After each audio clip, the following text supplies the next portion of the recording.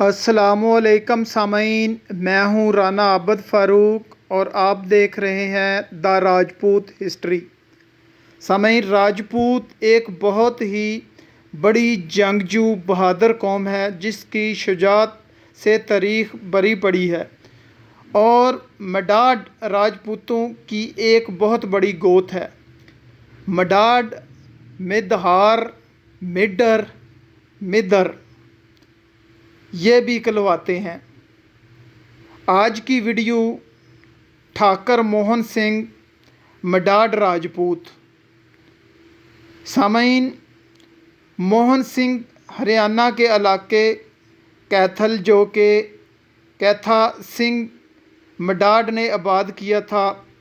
इस रियासत के कई गांव के महाराजा थे।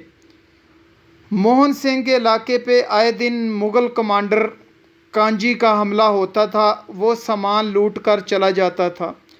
ठाकर मोहन सिंह ने एक रोज़ कांजी के इलाके पर हमला किया, उसे शिकस्त देकर उसके इलाके से निकाल दिया। कांजी ने बाबर मुग़ल को पैगाम भेजा कि उसकी मदद की जाए। बाबर मुग़ल ने रुस्तम ख़ान को ख़ास फ़ौज देकर भेजा। रुस्तम ख़ान ने पानीपत की जंग भी लड़ी हुई थी। रुस्तम ख़ान और कांजी की मुश्तरका फ़ौजों से ठाकर मोहन सिंह मडाड का मुकाबला हुआ। बेशुमार मुग़ल मारे गए और रुस्तम ख़ान कांजी समेत भाग गया। बाबर को जब पता चला कि मोहन सिंह ने रुस्तम ख़ान को हरा दिया है तो बाबर ने मज़ीद तैयारी के बाद 6 माह के वक्फे के बाद तकरीबन अली हमदानी, रुस्तम ख़ान और कांजी को एक बहुत बड़ी फ़ौज देकर भेजा।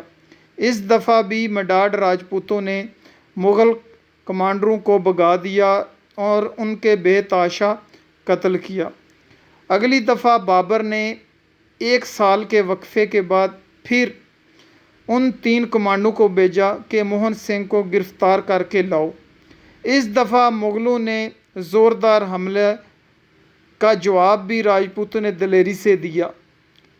एक बहुत बड़ी जंग के बाद 1000 राजपूत और 1300 के करीब मुग़ल मारे गए।